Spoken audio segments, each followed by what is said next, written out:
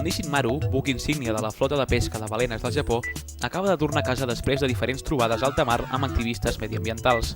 El Japó va abandonar oficialment la pesca de balenes el 1986, però va començar el que anomena un programa científic de pesca de balenes, que a la pràctica, segons els crítics, és el mateix.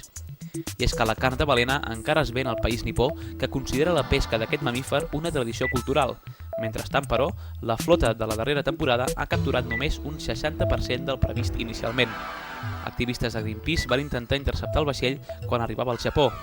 De fet, les protestes han durat els 5 mesos de la temporada de pesca i fins i tot al mes de gener, 2 activistes van abordar un altre buc.